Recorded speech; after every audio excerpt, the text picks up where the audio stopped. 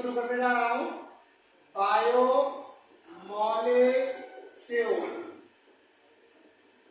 Biomolecule आपके वैसे तो 11th चैप्टर क्लास 11th का भी सेल चैप्टर के बाद में क्वेश्चन है और नीट के हिसाब से देखा जाए तो इससे भी 2-3 क्वेश्चन एटलीस्ट आते हैं। इसके अलावा कॉम्पिटिशन्स के भी एग्जाम में बहुत सारे से क्वेश्चन बनते हैं। यहाँ पे जिस हिसाब से हेडिंग पड़ी है बायोमॉलिक्यूल्स, आप ऐसे समझ लीजिए कि यहाँ पे एक टर्म तुम्हारा यहाँ पर बायो है और दूसरा मॉलिक्यूल। तो बायो मीन्स यहाँ पे बात कर रहे हैं तो इसको बोलेंगे लिविंग बीइंग्स। जितने भी लिविंग बीइंग्स हैं उनके अंदर जो भी मैक्रो मॉलिक्यूल्स जो प्रेजेंस है उनके बारे में डिस्कस करेंगे।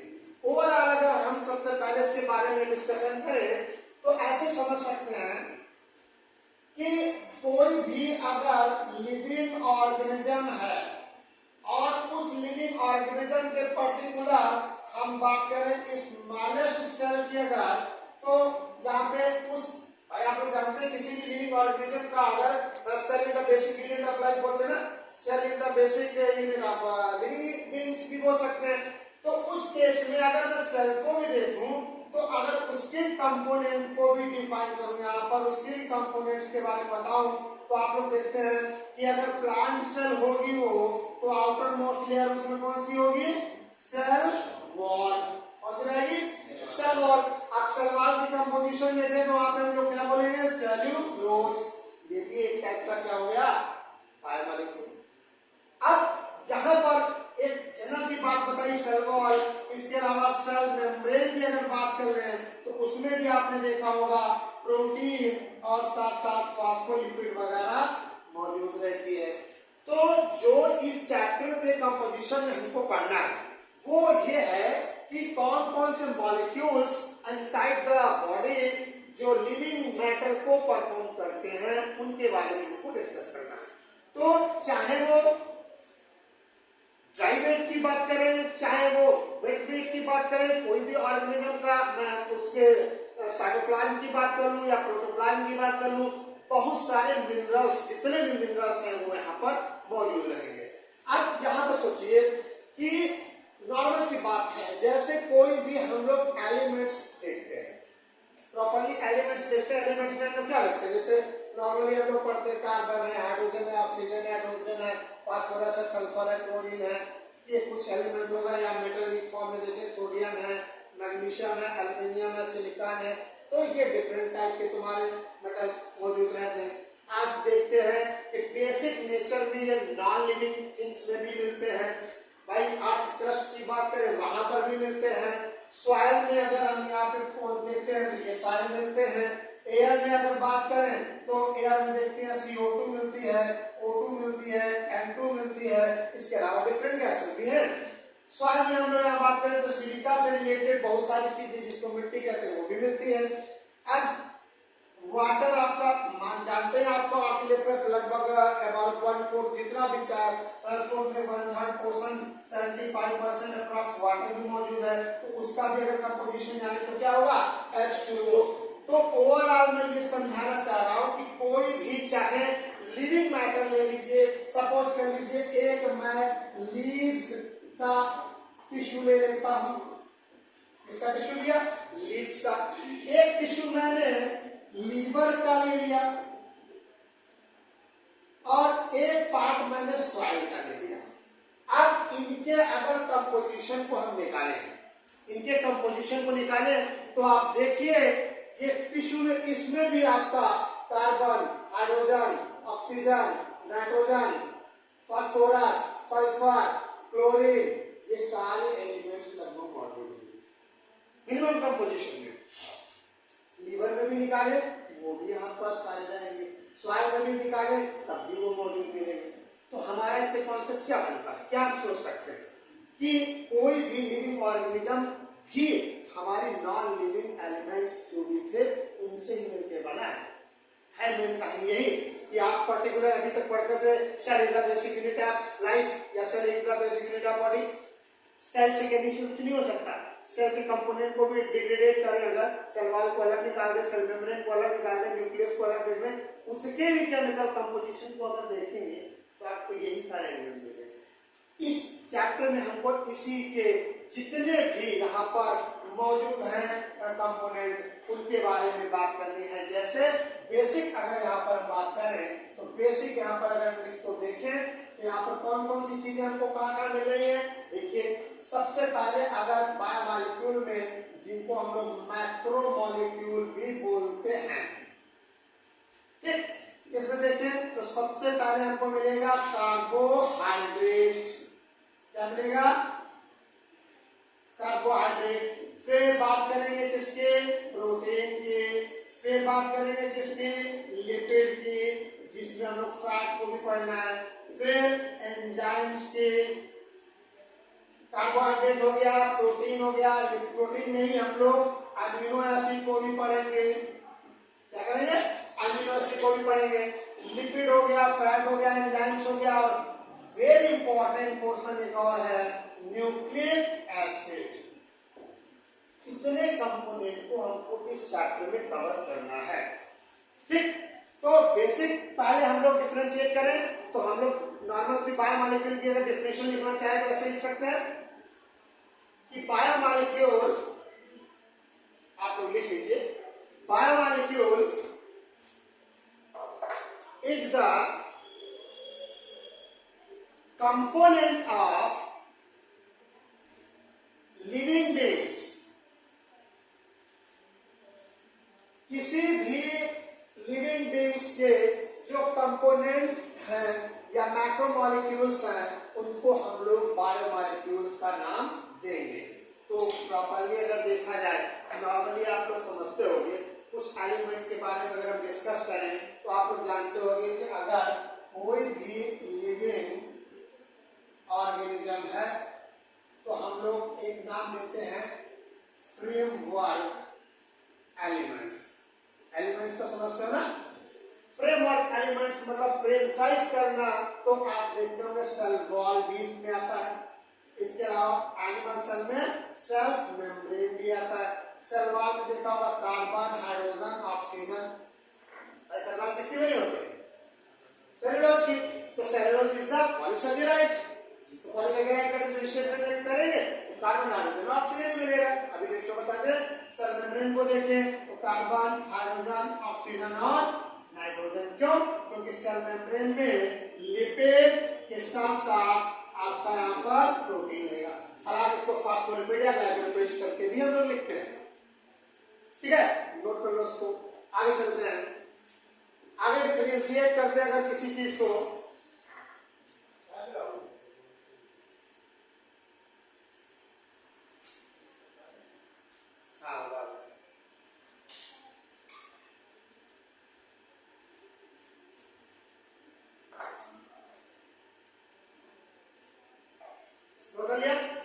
बेसिक अब हम लोग बात करेंगे, हेडिंग डालेंगे। सब पहला तो मैक्रोमॉलिक्यूल है, कौन सा? तो पहला मैक्रोमॉलिक्यूल है, इसको पढ़ेंगे कार्बोहाइड्रेट्स। पोर्शन हेडिंग डालेंगे पहले carbohydrates.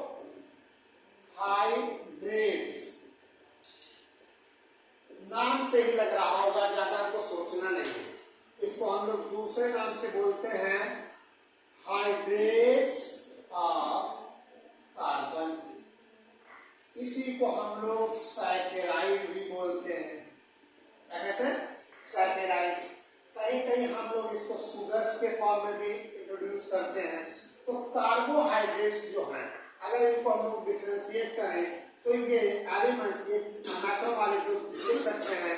Carbohydrates macromolecules made up of किसके किसके बने होते हैं?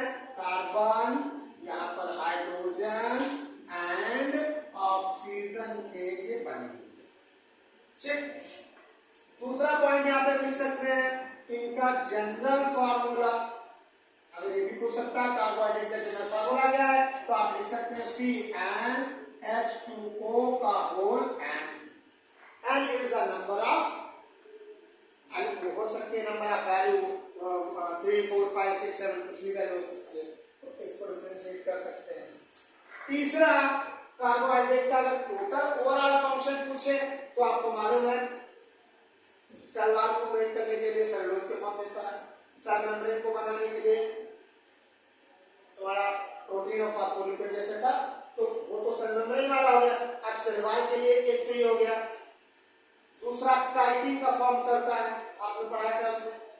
बारे में उसमें। तीसरा आप देखोगे कि शुगर बनाने के लिए ग्लूकोज का भी जितना भी जरूरत है हमारा वो कार्बोहाइड्रेट का मोनोसैकेराइड है, तो हम लोग उसको डिफरेंशिएट करेंगे। तो कार्बोहाइड्रेट्स के फॉर्म में अगर हम लोग इसकी डिस्कस करें तो कार्बोहाइड्रेट्स को बेसिकली हम लोग कितने पार्ट में बांटते हैं? 3 पार्ट में। इसको हम लोग कार्बोहाइड्रेट्स को 3 पार्ट में बांटते हैं। पहला 3 यूनिट में हो गया। पहला इसको लिखेंगे मोनोसैकेराइड, दूसरा ओलिगोसैकेराइड और तीसरा पॉलीसैकेराइड। 3 चीजें आपको यहाँ पर कार्बोहाइड्रेट को 3 चीजों में डिफरेंशिएट करता है। पहला मोनोसैकेराइड, दूसरा ओलिगोसैकेराइड, तीसरा पॉलीसैकेराइड। मोनोसैकेराइड की अगर बात करें, नाम से लग रहा होगा मोनोसैकेराइड मतलब सबसे सिंपलेस्ट शुगर इसमें आती है। सिंपलेस्ट शुगर, जैसे आप लोग अगर एग्जांपल की बात करें, बार-बार हम लोग एग्जांपल डिस्कस करते हैं। एग्जांपल में तुमने देखा होगा ग्लूकोज को भी इसी में करते हैं, और करते हैं। इसके अलावा हम लोग बात करते हैं किसकी? फ्रक्टोज की। और तीसरा हमारा गैलेक्टोज है। जनरल फार्मूला आपका पास करें यहाँ पर कार्बन के अगर 6 वैल्यू रखते हैं भाई, ये एक टाइप के हेक्सोन शुगर है। अभी मैं इसके एग्जांपल और सारे बताऊंगा, मोनोसैकेराइड के और सारे एग्जांपल बताऊंगा। अभी एक हेडिंग डाल के मोनोसैकेराइड को डिस्कस करेंगे, ठीक है? तो ग्लूकोज, ये तो 6 कार्बन वाली सारी शुगर है। कितने कार्बन वाली है? 6 कार्बन वाली। तो ग्लूकोज का फार्मूला तुमने देखा होगा C6H12O6। इसका भी फार्मूला C6H12O6, ये भी C6H12O6। इसके अलावा जितने भी मोनोसैकेराइड होते हैं 3 से 7 कार्बन के लगभग बने हुए आपके मॉलिक्यूल हैं, 3 से 7 अप्रॉक्स। तो अगर ऐसे भी कह सकते हैं, अगर हम यहाँ पर बात करें कि मोनोसैकेराइड में मैंने बोला कितने के बने होते? 3 से 7 कार्बन के बने हुए कंपाउंड्स हैं यहाँ पर। तो अगर वो 3 का बना है, मान लीजिए 3 कार्बन का, तो उसको हम लोग बोलेंगे ट्रायोसिस। अगर वो 4 कार्बन का बना है तो बोलेंगे टेट्रोसिस। अगर वो 5 कार्बन का बना है तो उसको बोलेंगे पेंटोसिस। अगर वो 6 कार्बन का बना है तो उसको बोलेंगे हेक्सोसिस। ये 6 कार्बन वाली जितनी भी शुगर थी वो सब हमारे यहाँ पर डिस्कस करेंगे। नोट कर रहे हो ना? हाँ, नोट करते रहना।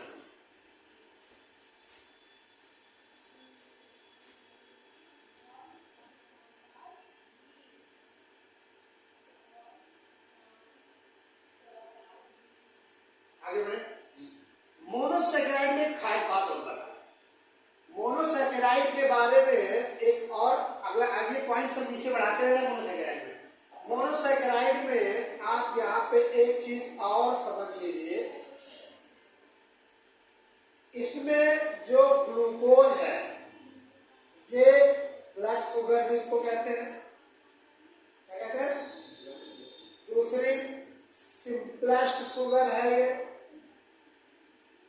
तीसरा, अगर अगला फंक्शन लेना चाहें तो क्विक एनर्जी गिविंग शुगर है, तेजी से एनर्जी को देने वाली शुगर।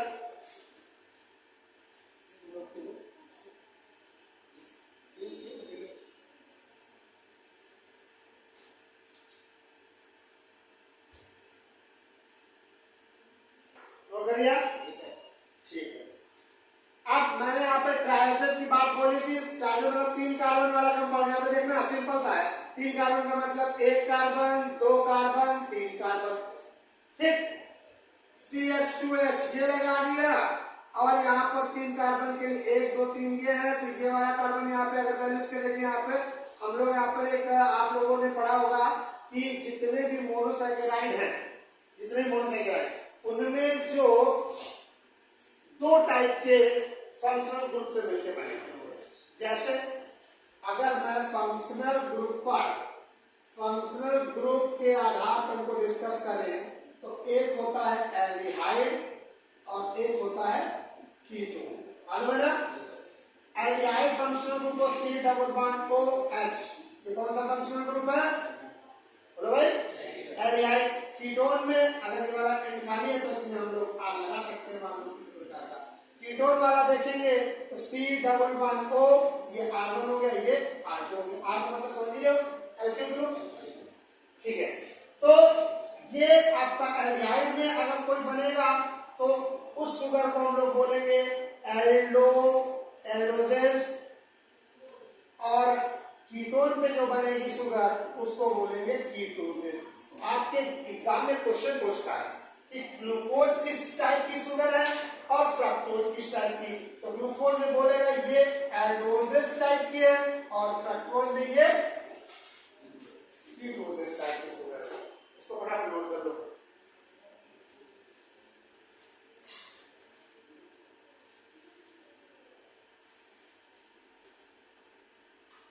हमें यार क्या लेगा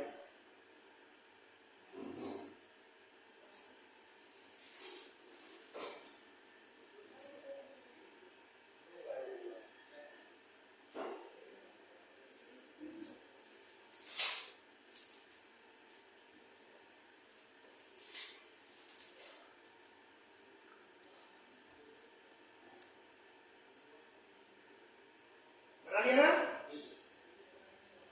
अब हम लोग इसके आते हैं स्ट्रक्चर में, इसके जो क्वेश्चन पूछता है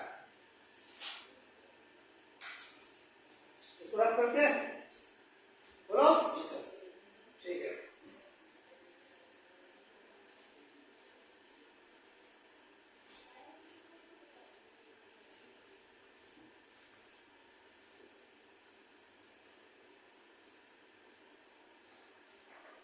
एल्डोजेस शुगर, कीटोजेस शुगर आप लोग को बता चुका हूं, इसके बारे में आप लोग एक बार फिर से देख लेना।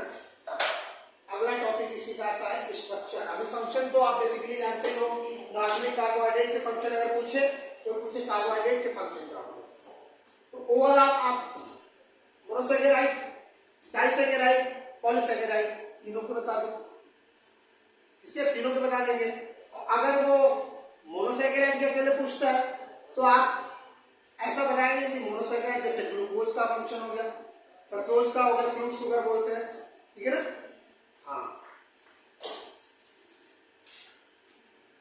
मोनोसैकेराइड।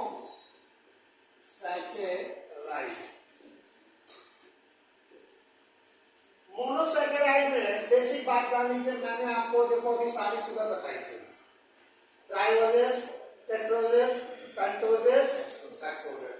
अब खास इसमें आपकी पेंटोजेस है क्योंकि 5 कार्बन वाली शुगर और दूसरी 6 कार्बन वाली शुगर हेक्सोजेस है।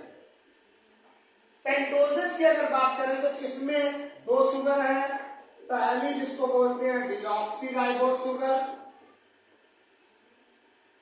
और दूसरी राइबोस शुगर।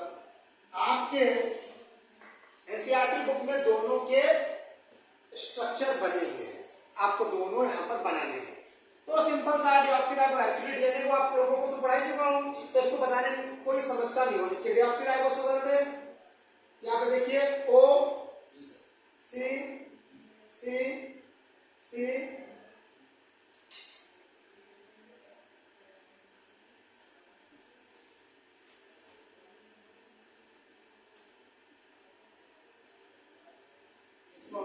कितने टोटल नंबर आप यहाँ पे होते हैं कार्बन 5, तो यहाँ पे टोटल अगर हम ऑक्सीजन से यहाँ पे जोड़े हैं 1 2 3 4 और इधर वाला 1 2 3 4 और 5, तो आप लोगों को पहले मैं बता चुका हूँ, बैलेंस पूरे करके जानते ही हो, आप बना सकते हैं। इसको थोड़ा टेढ़ा करके बना लीजिए, चाहे चेक करके बनाइए, कोई दिक्कत नहीं। 2 नंबर कार्बन में आपको बताया था डीऑक्सीराइबोस शुगर है, तो यहाँ पर तुम्हारा H ही लगा रहेगा, बाकी तो आपको पूरा सेगमेंट मालूम ही है। ये वाला पोर्शन तुम्हारा OH H, ये वाला H OH H और ये वाला CH2 OH, ठीक है ना? बोलो भाई, राइबोस शुगर में हमको अगर बनाना है, आपको इस सेगमेंट को अगर बनाना चाहे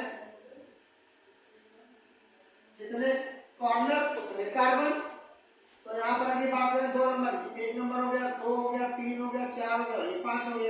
ये CH2OH तो यहाँ भी हो जाएगा और 2 नंबर कार्बन पे यहाँ पे तुम्हारा पूरा OH फंक्शनल ग्रुप लगा है।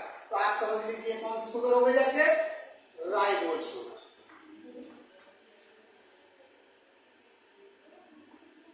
ठीक है, बना लिया। अब आते हैं हम लोग हेक्सोजन में। हेक्सोजन में आपको मैंने 2 शुगर बताई, कौन कौन सी? बोलो भाई, हेक्सोजन में 2 क्या मैंने टोटल डिस्कस करने? हेक्सोजन में 2 क्या बताई मैंने? 3। कौन कौन सी?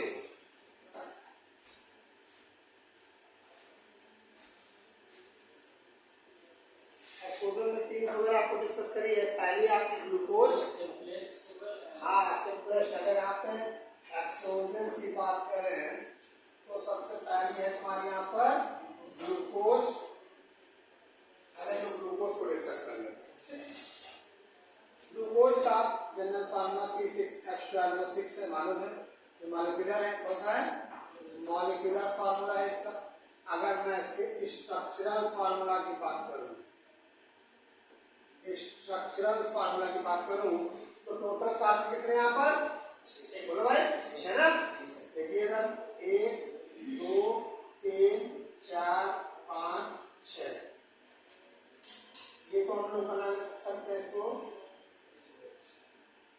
CH2OH हो गया। ठीक है, इस वाले एंड पर देखिए, इस वाले एंड पर आपका O और ये H, ये कौन सा फंक्शनल ग्रुप लगा है? हाँ बिल्कुल सही। इसको क्या बोलेंगे? एल्डिहाइड। इसीलिए ये किस टाइप की शुगर हुई जाके? आप देखिए यहाँ पर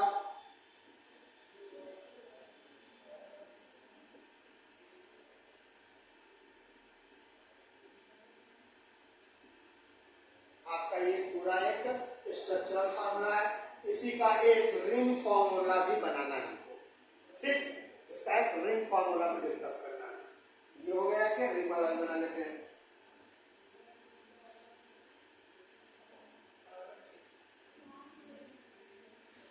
रिंग वाला कोशिश करिए अपने आप भी बनाने के लिए, बाकी में बना रहा हूं उसको।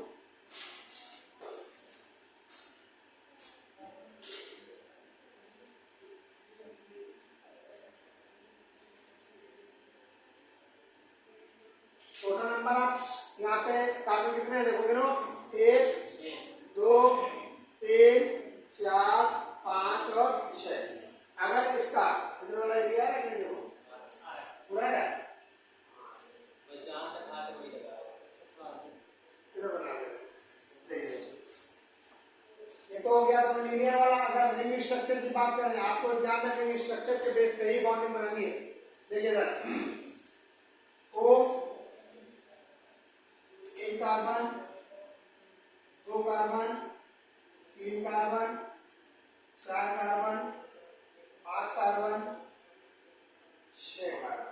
टोटल गिनो, 1 2 3 4 5 6 कार्बन। ठीक है,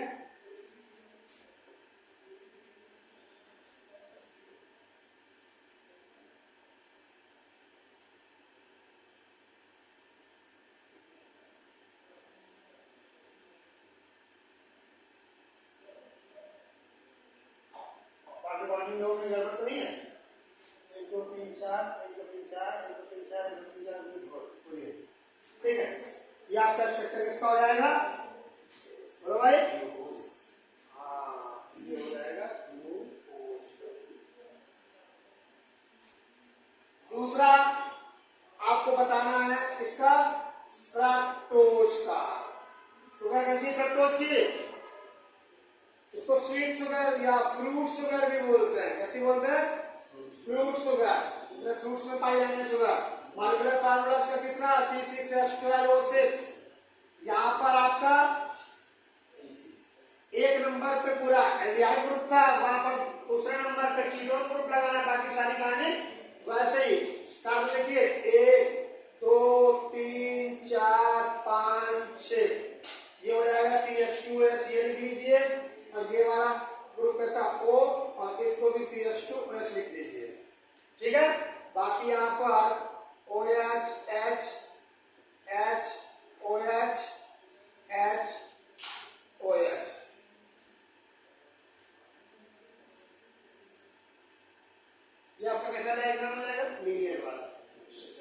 बात करें किस किस की? हाँ, रिंग वाला बना लोगे।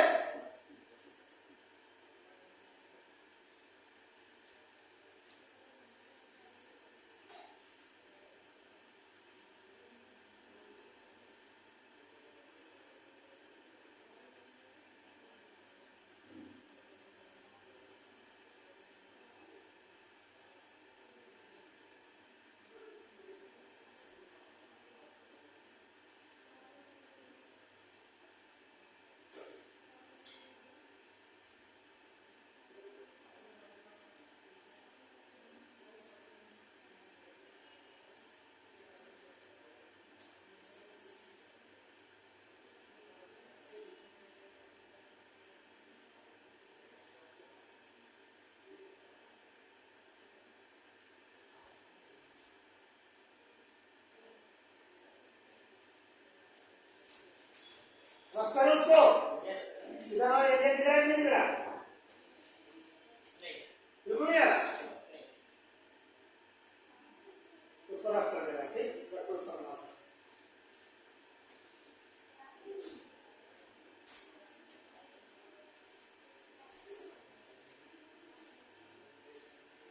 थोड़ा टोस्ट का बना लीजिए, देखिएगा।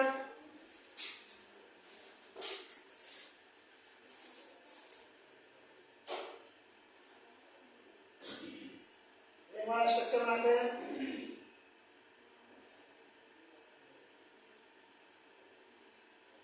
एक कार्बन, दो कार्बन, तीन कार्बन, चार कार्बन, पांच कार्बन और छह कार्बन।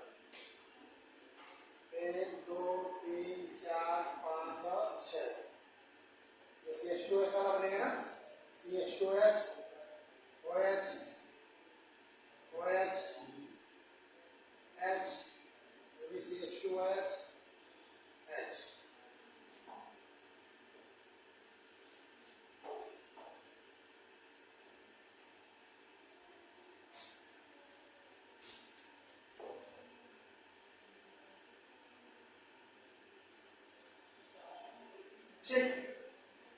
इलेक्ट्रोड का मैं नहीं बना रहा, आप लोग इतने देख लीजिए।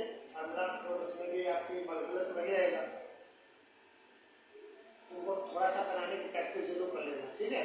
पूछे आते हैं। अब हम लोग अगर मोनोसैकेराइड पॉइंट करेंगे तो बात आएगी ओलिगोसैकेराइड पे। ओलिगोसैकेराइड में डाइसैकेराइड, ट्राइसैकेराइड, इस टाइप से हम लोग उसको भी पढ़ेंगे। रखें इसको, ठीक है? मोनोसैकेराइड में कुछ फंक्शन लिख लीजिए। पहला फंक्शन लिखिए मोनोसैकेराइड का। Monosaccharide is the simplest sugar.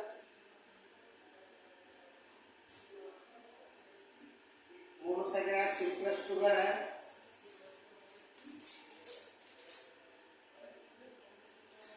It is soluble in water and sweetest.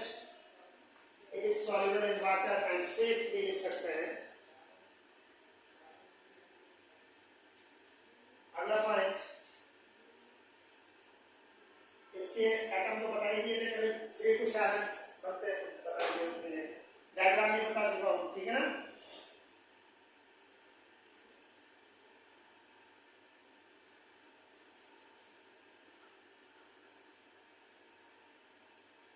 Monosaccharide के फंक्शंस में एक बात और लिख लीजिए, इसको ब्लड शुगर भी बोलते हैं। पहले बता चुका हूं, ब्लड शुगर भी कहते हैं इसको।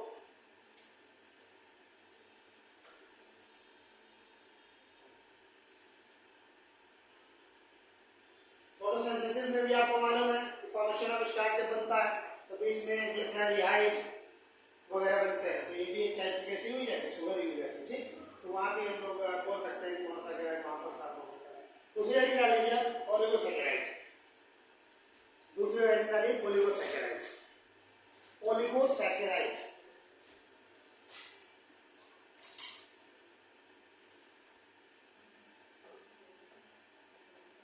ये इसमें point, these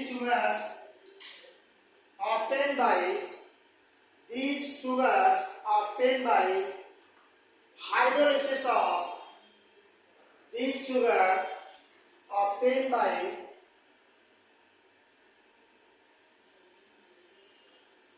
these sugars obtained by hydrolysis of two molecule of monosaccharides, 2 molecule of monosaccharides, मतलब 2 molecule of monosaccharides से हाइड्रोलिसिस होने के बाद हम लोग ऑलिगोसैकेराइड को ऑब्टेन करते हैं। सेकंड पॉइंट लिखिए,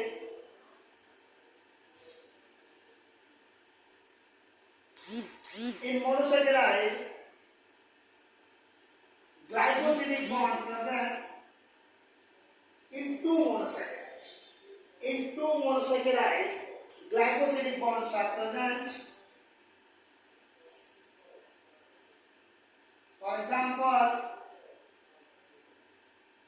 disaccharide, trisaccharide और tetrasaccharide। अगर सिंपल फॉर्म में इसके मॉलिक्यूल को ऐड करें, आप लोग पिछली क्लास में कोई रिएक्शन पढ़े होंगे, देखो C6H12O6 plus C6H12O6 simple form में देखिए, यहाँ production C12H22O11 plus H2O means यहाँ से वाटर क्या होता है, निकल जाता है। तो ऐसे समझिए, ये मॉलिक्यूल मान लीजिए आपका ग्लूकोज है, ये भी मॉलिक्यूल आपका किसका है, ग्लूकोज का है, तो ये मॉलिक्यूल किसका बनेगा,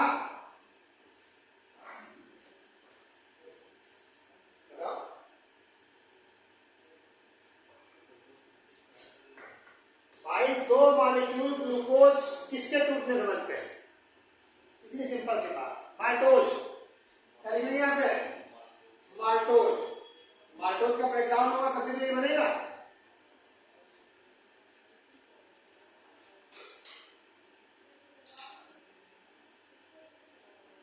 एग्जाम्पल आता है, ये सुक्रोज जो होती है वो ग्लूकोज और फ्रक्टोज में ब्रेक करती है। यहाँ पे एग्जाम्पल डाल लीजिए कुछ, सुक्रोज ब्रेक करती है तो किसमें टूटती है, ग्लूकोज प्लस फ्रक्टोज में।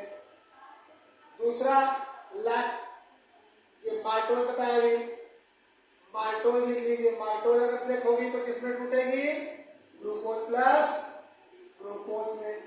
तीसरा लिख लीजिए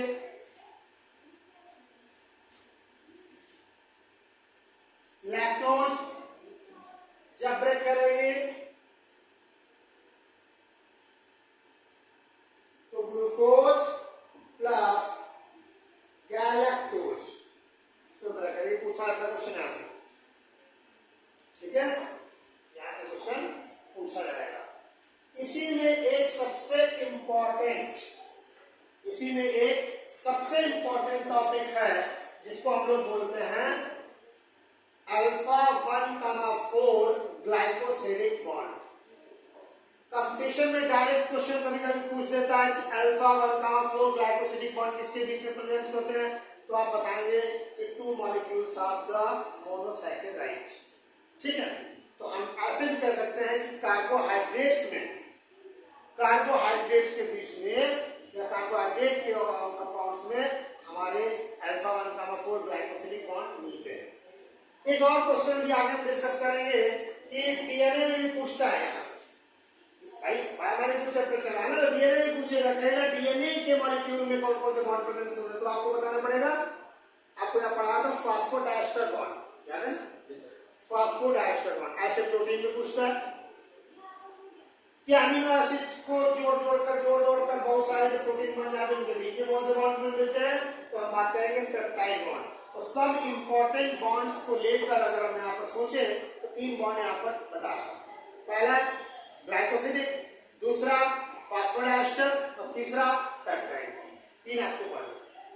ऑलिगोसैकेराइड में से आगे मूव करिए, लिखिए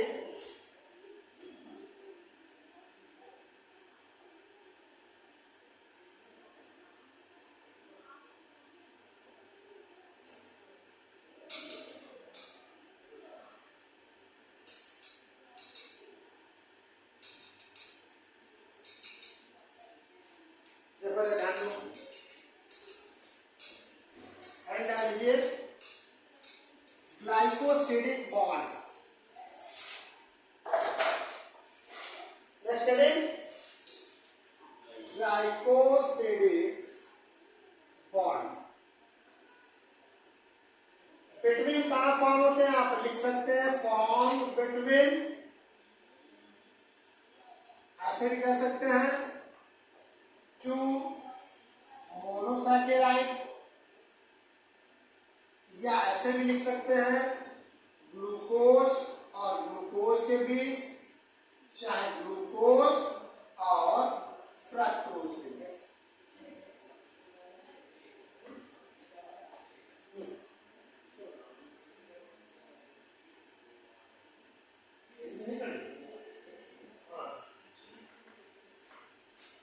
आप पहले एक ग्लूकोज का, जैसे मैंने आपको बताया था रनिंग स्ट्रक्चर, याद है ना? देखिए इधर,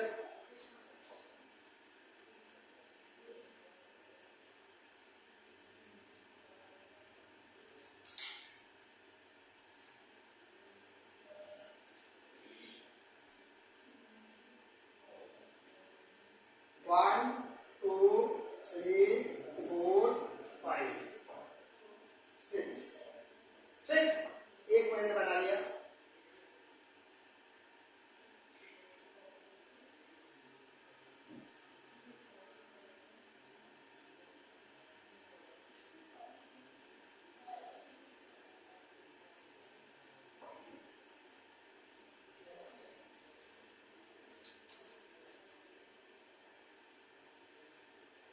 एक स्ट्रक्चर मैंने बना लिया इसका 6, ये नंबरिंग है कार्बन की, ध्यान रखना, और C6H2 का सोचना। हाँ, ठीक है, कोई दिक्कत? दूसरा, फिर से मैंने बिल्कुल सही स्ट्रक्चर, ये मैंने किसका बनाया? ग्लूकोज का। मैंने फिर से दूसरा बना लिया।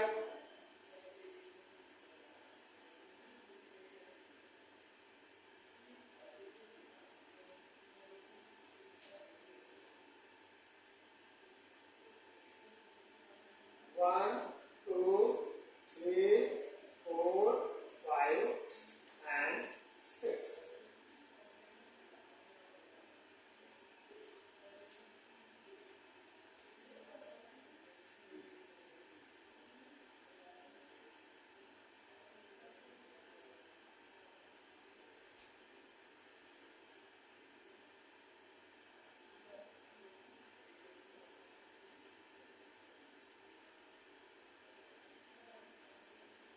ठीक है ना, बोलो भाई, ठीक। हमने बताया कि दो मॉलिक्यूल ग्लूकोज के अगर उससे हाइड्रोलिसिस कराते हैं, हाइड्रोलिसिस तो आप जानते ही हो ना, बोलो भाई, ये मॉलिक्यूल H2O का यहां से मैंने क्या कर दिया, रिलीज, एक्सट्रैक्ट करा दिया, इसको रिलीज करा दिया बाहर। अब आपका जो प्रोडक्ट बनेगा या फिर जो भी है भाई, दो मॉलिक्यूल, ये भी मॉलिक्यूल ग्लूकोज का था, ये भी ग्लूकोज का था, तो क्या बनना चाहिए? बोलो भाई, ऑटो बनेगा या नहीं बनेगा? दो मॉलिक्यूल ग्लूकोज के बाद अगर मैंने यहाँ पर फ्रक्टोज वगैरह यूज किया होगा तो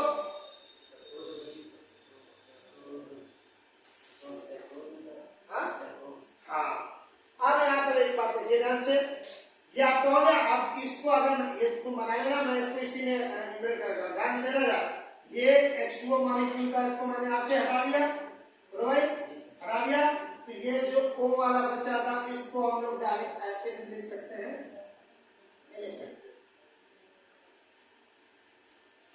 बन गया कि नहीं? तो ये कार्बन इसके बीच में इस बॉन्ड को हम लोग यहाँ पर काम करते हैं ग्लाइकोसिडिक बॉन्ड।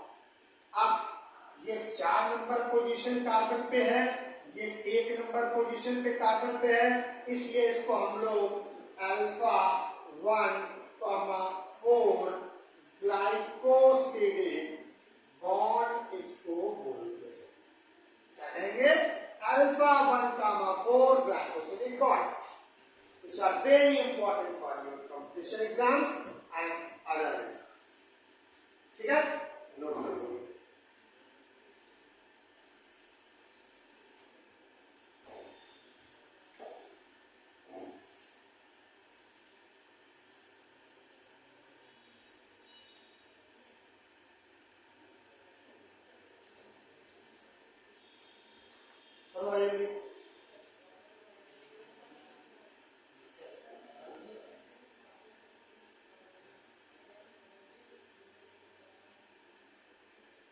सभी नोट लिया, नोट कर लिए। आगे बढ़ता हूं, थोड़ा सा टॉपिक लास्ट इसके फंक्शन लिख लीजिए ओलिगोसैकेराइड से। फंक्शन में आपको मालूम है, अगर मैं इसके फंक्शन की बात करूं, फॉर एनर्जी प्रोवाइडेड, ये तो मालूम है। फूड में पोटैटो खा रहे हैं, स्टार्च मिल रहा, नहीं मिल रहा। हालांकि उसको पॉलीसेकेराइड में भी टोटल अगर कार्बोहाइड्रेट के फंक्शन बोले तब भी आप लिख सकते हैं।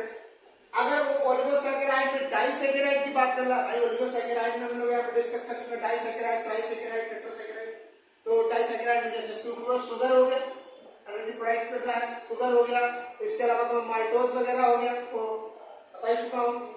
लैक्टोज हो गया, इनको बता चुका हूँ। तो इनसे भी हमको क्या ओवरऑल घुमा फिरा के क्या मिलता है, एनर्जी मिलती है। ठीक, तीसरे में आ गया पॉलीसैकेराइड।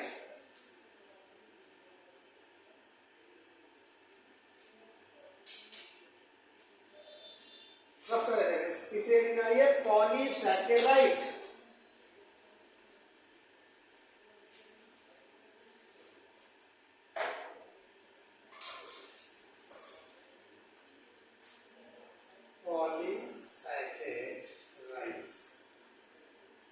बेसिक अगर कहें तो पॉलीसैकेराइड भी एक टाइप के कार्बोहाइड्रेट का फॉर्म है।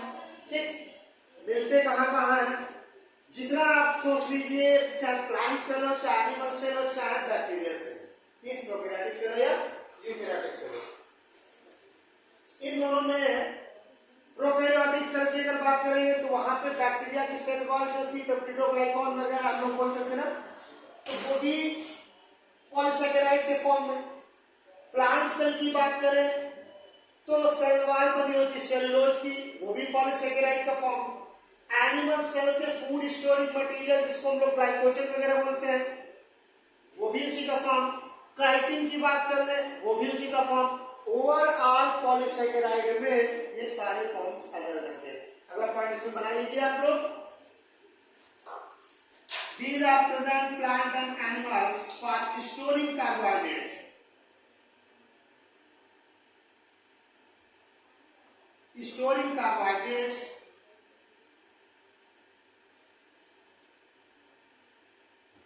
also known as reserve fuel. आपको मालूम होगा इसको रिजर्व फ्यूल भी बोलते हैं, reserve fuel.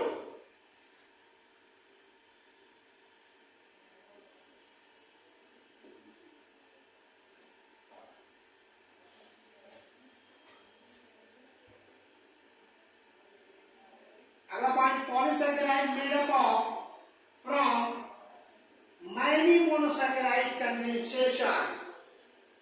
Polysaccharide made up of from many monosaccharides condensation. बहुत सारे मोनोसैकेराइड के कंडेंसेशन से आपका क्या बनेगा, पॉलीसैकेराइड्स। वाटर इनसॉल्युबल है, ये भी इंपॉर्टेंट पॉइंट है भाई। वाटर इनसॉल्युबल है, जैसे आप सेलुलोज की बात कर लीजिए, सेलुलोज को डाल दीजिए पानी में, क्या भूल जाएगा? नहीं, बिल्कुल सही।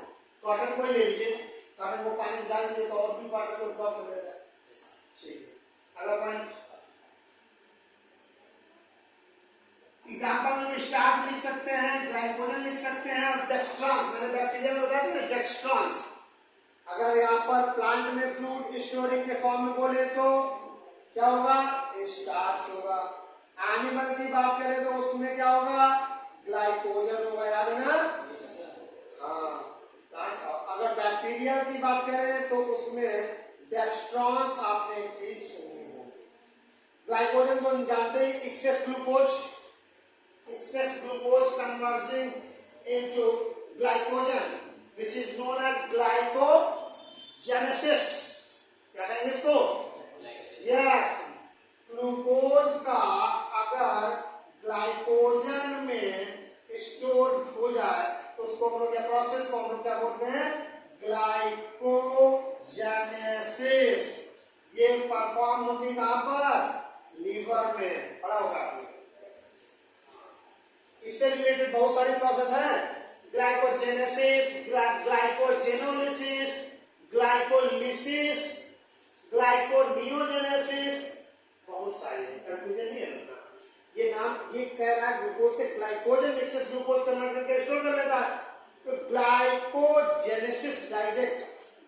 ग्लाइकोजन मैसेज ग्लाइकोजन का स्टोरेज। अगला पॉइंट,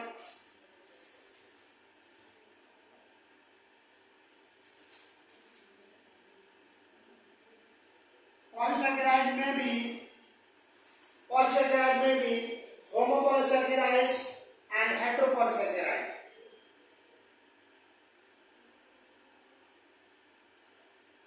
इंपॉर्टेंट है, क्वेश्चन नीट में पूछा गया है, वेरी इंपॉर्टेंट। पॉलीसैकेराइड में भी homopolysaccharide, हेटेरोपॉलीसैकेराइड।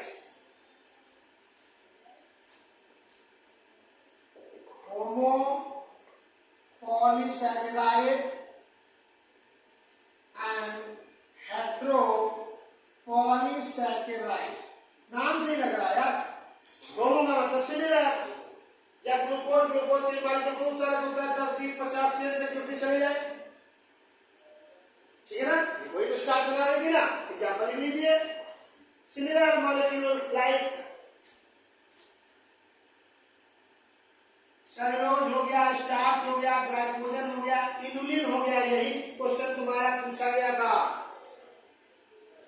Inulin, starch, cellulose, glycogen, इसमें से क्वेश्चन आया था। इनुलिन, ये क्वेश्चन स्टार लगा लेना, नीट में पूछा गया है।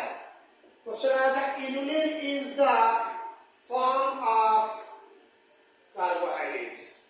आपको बताना पड़ेगा इट इज अ होमोपॉलीसैकेराइड। ठीक, हेटेरोपॉलीसैकेराइड के एग्जांपल लीजिए।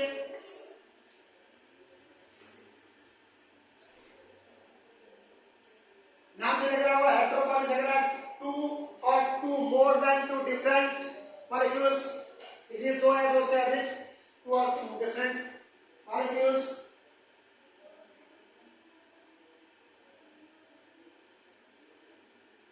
इसको हेटेरोग्लाइकेंस भी बोलते हैं। हेटेरोग्लाइकेंस। ग्लाइकोजन के फॉर्म में एक जगह क्वेश्चन पूछा गया था नीट में, ग्लाइकोजन